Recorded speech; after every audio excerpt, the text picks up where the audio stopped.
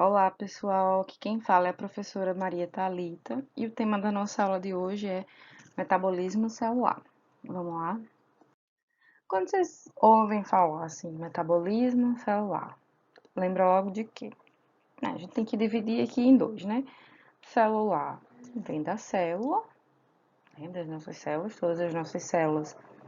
todas as células possuem o metabolismo, e a palavra metabolismo, a gente tem logo aqui uma imagem, né, mental do quando a gente fala assim, meu metabolismo é lento, geralmente significa que a pessoa tem tendência a ganhar peso, ou uma pessoa que come muito e é magro porque o metabolismo é acelerado. Então, o metabolismo envolve o quê? Alimento, energia, envolve o fato dos alimentos serem processados e eliminados logo no nosso corpo, né? Líquidos. Então, vamos fechar o que é metabolismo? O metabolismo é o nome dado ao conjunto de todas as reações que ocorrem no organismo. Ponto. Pausa, pega a caneta e anote, porque isso é importante saber. Lembrar sempre que metabolismo é conjunto de reações. Metabolismo tem a ver com reações. Mas que reações são essas? São inúmeras reações bioquímicas, muitas, assim. Não tem como falar de todas. Mas a gente pode falar que o objetivo delas é garantir as necessidades estruturais e energéticas de um ser vivo. Como assim, professora? As necessidades estruturais é o quê? É tudo que a gente precisa para a gente para a gente se movimentar, para a gente existir quanto pessoa, né? Uma massa que faz tudo que a gente faz. E para isso a gente precisa de energia, certo? Que no caso dos eucariotos a gente consegue a partir dos alimentos. O metabolismo ocorre em todos os seres vivos, beleza? Então, tudo isso aqui é importante vocês terem anotado no caderno de vocês. Seguindo. Então, a gente pensou no metabolismo aqui do nosso corpo, esse metabolismo que faz a gente se movimentar. Mas o que é que faz a gente se movimentar assim? Olha, com relação ao movimento, a gente tem o quê? A contração muscular. É o, um, o trabalho do osso com o tendão e com a contração muscular faz com que a gente se movimente. Professor, onde você quer chegar? Eu quero chegar que tudo que acontece pra gente estar aqui viva, plena, dançando, vivendo, estudando, chorando, enfim, arrumando confusão, tudo isso acontece primeiramente nas nossas células. Então, a célula é a unidade funcional do nosso corpo. Então, o nosso metabolismo, na verdade, também, ele, na verdade também não, o nosso metabolismo, ele é o metabolismo de todas as nossas células, o conjunto de todas as nossas células fazendo o metabolismo, certo? E aí vamos estudar um pouco do que seria esse metabolismo celular. Olha, as células, né, são dinâmicas. Aqui a gente tem uma célula se dividindo, ó, você vê a anáfase, primeiro a metáfase, né, e a anáfase, enfim. Aqui a gente tem uma célula, um glóbulo branco, um neutrófilo, migrando para tentar, aqui ele engolfa, né, ele chega a pegar um micro-organismo, provavelmente uma bactéria. E aqui a gente tem, ó, uma polimerase fazendo uma molécula de DNA. Tudo isso aqui é dentro da célula e aqui a gente vê por fora. Então, além disso, muita coisa está acontecendo na célula. Então, as células são entidades dinâmicas, né? Tudo isso acontece em constante atividade. Não existe uma célula que não está fazendo nada. Se ela não está fazendo nada, o que acontece com ela? Ela morre. Ela entra em apoptose, que é a morte da célula, a morte programada da célula. Então, as células absorvem substâncias, constroem moléculas grandes, movimentam-se, se reproduzem, produzem calor, enfim, as células estão o tempo inteiro. E isso tudo é o metabolismo celular. Vamos mais adiante. Não se assustem, né? Isso aqui é o que seria, assim, graficamente representado o que está acontecendo dentro da célula, por exemplo, a partir da entrada de uma molécula molécula de glicose, só uma molécula de glicose, causa todas essas sinalizações. Isso aqui a gente chama de vias de sinalização. Então, tudo isso aqui está acontecendo, gerando energia, gastando energia dentro da célula. Professora, eu vou precisar saber disso, misericórdia. Não, não vai. Agora não. Se você for fazer biologia, medicina, cursos da área de saúde, enfim, ciência da natureza, aí você vai precisar saber um pouquinho, sim, um pouquinho bastante. Mas aqui, você só olha para cá e pensa assim, nossa, muita coisa está acontecendo dentro da célula. Isso mesmo, para que a célula fique viva. Se tudo isso aqui parar, a célula morre.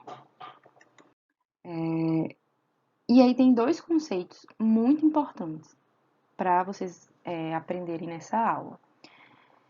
Que não podemos falar do metabolismo sem falar desses aqui, ó, do catabolismo e do anabolismo.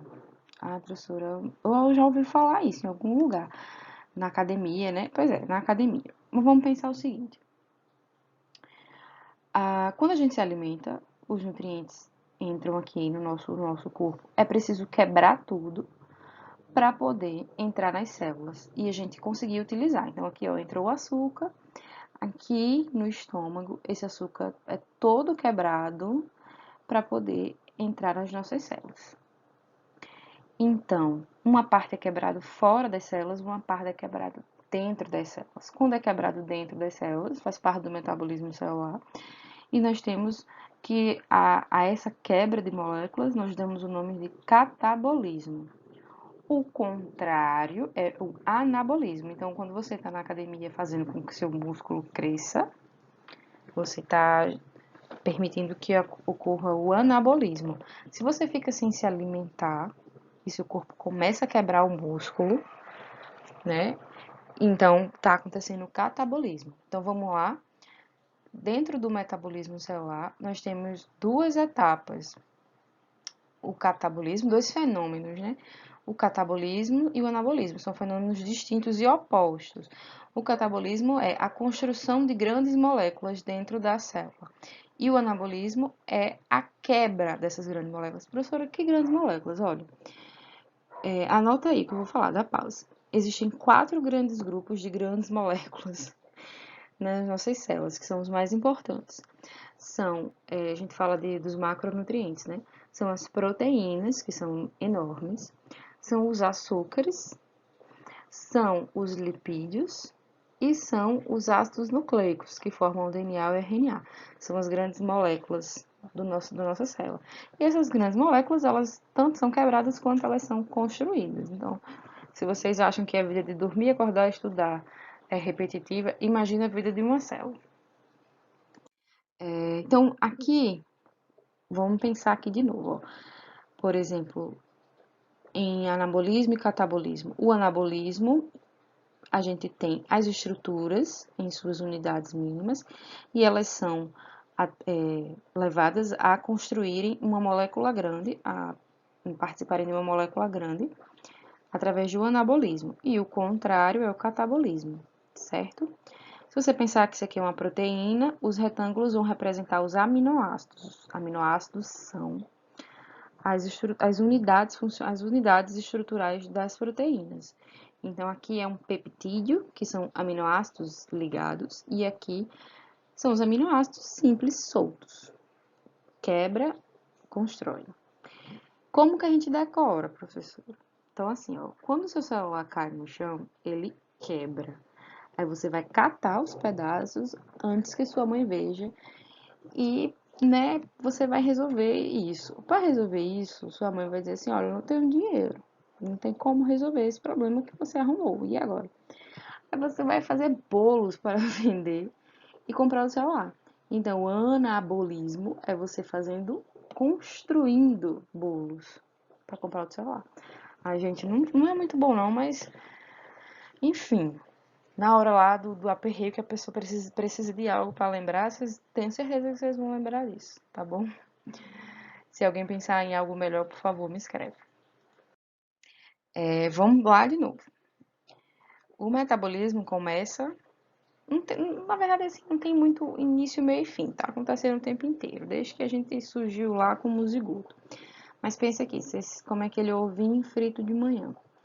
Aí vai, a gente mastiga, já chega os pedaços no estômago. Chega aqui no estômago, algumas moléculas, que a gente vai falar delas daqui a pouco, já inicia esse processo de digestão e vai diminuindo, diminuindo, até que seja possível de entrar nos nossos, atravessar nossas membranas celulares. O que é que passa? Se você pensar que uma proteína tem até 30 mil pedacinhos desse, 30 mil aminoácidos pode ser que uma proteína tenha, só vai entrar assim, ó, 1, 2 ou 3 no máximo. Então, eles são quebrados antes. E aí, quando chega dentro da célula, para ser utilizado, eles são quebrados realmente individualmente. Então, eles entram até, pode ser um pouco inteiro, e podem ser absorvidos assim ou individual na célula. Aí chega na célula, o que, é que a célula faz? Monta tudo de novo. E esse é o metabolismo. Tem muita coisa, né, no metabolismo, mas nas próximas aulas a gente vai entender um pouquinho mais. São aulas mais complexas, mas vamos focar nesses assuntos aqui, anabolismo e catabolismo. E o principal, quem faz tudo acontecer são as enzimas. Olha isso aqui. Aqui a gente tem aminoácidos. Gente, lembrando que os aminoácidos são as menores unidades de uma proteína. São ligados para formar aqui, ó, esse peptídeo, que a gente chama de polipeptídeo ou proteína, né? E existem 20 aminoácidos. Anote, 20 aminoácidos, certo? Que a gente usa. No mundo pode até existir mais, mas no nosso corpo a gente só usa 20. Para quebrar, é uma tesoura. Sim, como é o nome dela? Enzima. Vê isso aqui, ó. Isso aqui é um açúcar formado, né, por duas pentoses, que é uma lactose, né? Muita gente tem, então, intolerância à lactose. Qual o problema das pessoas? Algumas pessoas não têm essa lactase, ou tem muito pouco. Quando você compra um iogurte zero lactose, na verdade, vem o açúcar, mas vem essa enzima, que é a lactase. Ela vai e quebra. Aí quebra em galactose e em glucose. Então, a enzima vai ter uma ligaçãozinha aqui e ela consegue fazer essa quebra. Beleza? Vamos continuar. Falando mais sobre enzimas. Ó, isso aqui é uma enzima só, e aí com o tempo vai acontecendo isso. Uma molécula vai se ligar a essa enzima. Como é o nome dessa molécula? Por favor, anote o número, é substrato. O nome dessa molécula que se liga na enzima é substrato. E em certo momento, nós vamos ter um complexo enzima-substrato. Dá pausa e anota isso. E faz esse desenho. E marca com marca-texto. E essa enzima aqui, ela tem esse sítio de ligação. Sítio é a mesma coisa que local. Começou a chover aqui, vai ficar o ruído, mas tudo bem. Esse sítio de ligação vai acontecer a clivagem. Clivagem é o corte, a clivagem. E o substrato, ele vira produto. Então, olha isso, se for uma enzima de corte, ela vai lançar dois produtos, certo? Se aqui fosse uma proteína, era 2 aminoácidos. Podem ser iguais ou diferentes os produtos, enfim. Mas as enzimas também juntam. Elas também podem ter um papel de costura, né? De corte, não só corte, mas também como costura. Os dois substratos vão se ligar, vai acontecer uma reação aqui, e aí vai liberar o produto, certo? Gente, enzima pode fazer muita coisa. Não só cortar e ligar, pode transportar, enfim, um monte de coisa. A gente vai vendo ao longo das nossas aulas, certo? O que é que precisa saber aqui? Aqui a gente precisa saber agora. Se você ainda não pegou um papel, por favor, pegue. Volte à aula do começo e anote que quem coordena, quem comanda, quem chefia o metabolismo celular são basicamente as enzimas. Certo, professor? Entende isso? Quem são as enzimas? O que são as enzimas? Que entidade mágica é essa? Enzimas são proteínas que têm função de enzima. Proteína, a proteína, se você imaginar, ela é tudo, se você imaginar, não, quando você vai estudando, você vai vendo que ela faz tudo. Carrega a vida nas costas, é a proteína. Então, as proteínas têm função estrutural, com o colágeno, né, como as fibras. As proteínas têm função de carregar oxigênio, de produzir DNA, enfim, é muita coisa. Voltando para o metabolismo celular, as proteínas, na sua função enzimática, elas vão facilitar as reações químicas. Poderia ser que duas moléculas de açúcar se quebrassem ao longo do tempo. Isso poderia durar anos. A enzima vai lá, quebra em milissegundos. Então, elas facilitam as reações químicas. E a estrutura dela geralmente está relacionada com a função. Principalmente se você pensar aqui, ó, que cada enzima vai ter o lugar certo, correto, específico de receber seu substrato. Então, a enzima tem especificidade.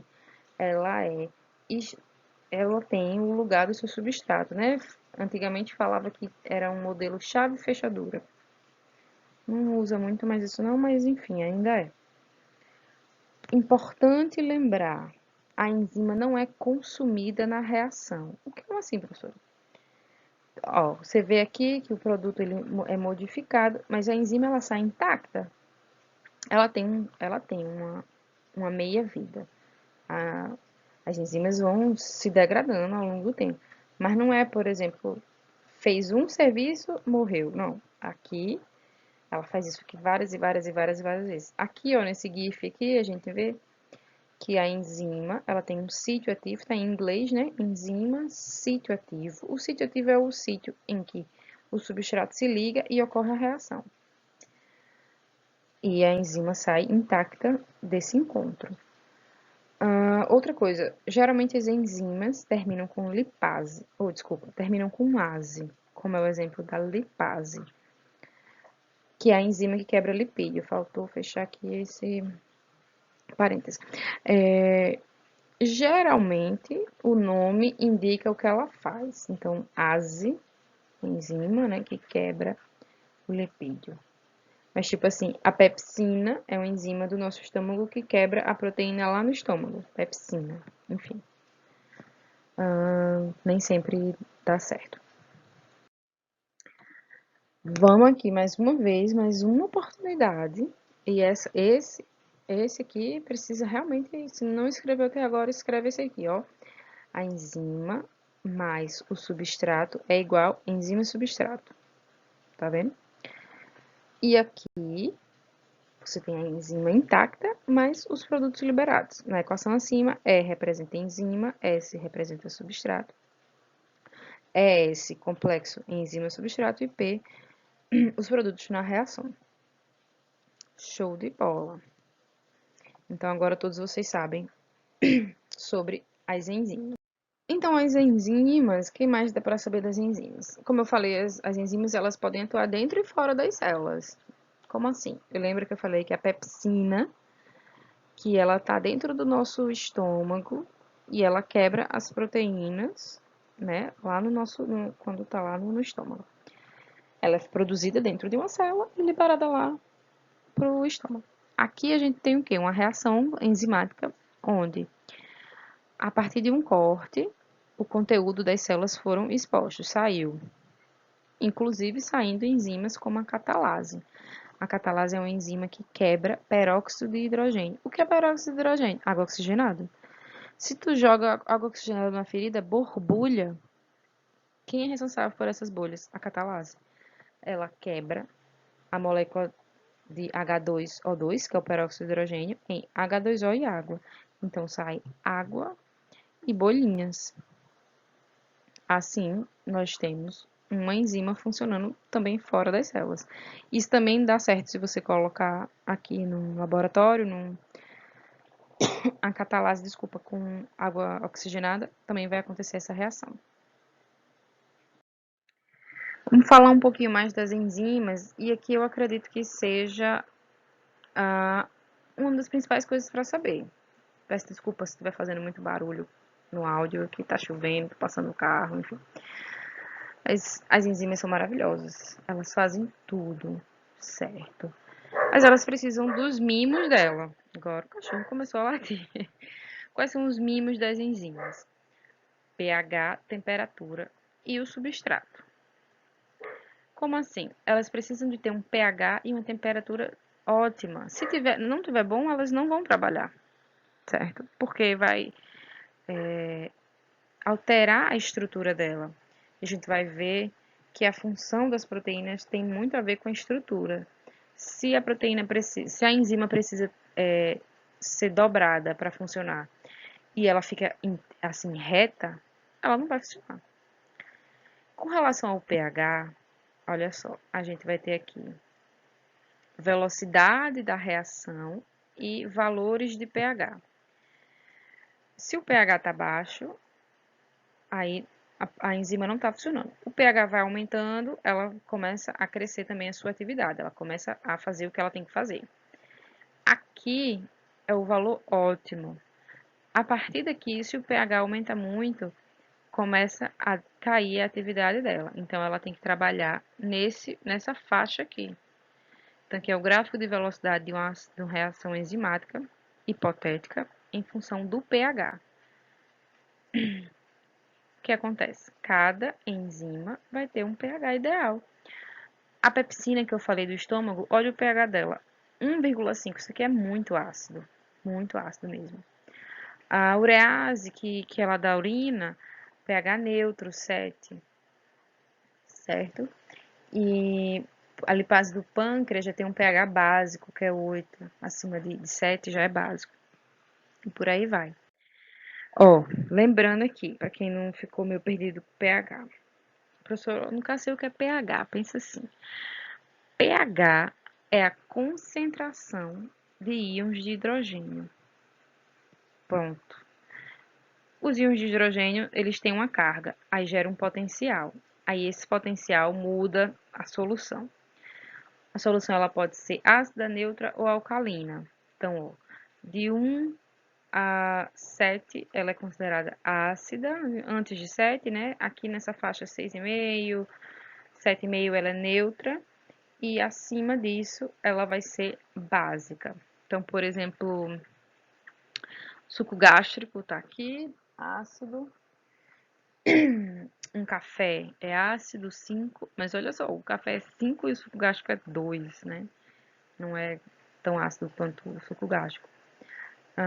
Leite e água, saliva são neutras. E o que é básico? Por exemplo, água do mar, cloro, né? Água oxigenada. E aí a gente diz que a substância é básica ou ácida dependendo da quantidade de hidrogênio que tem nessa substância. É o pH, potencial hidrogeniônico de uma solução.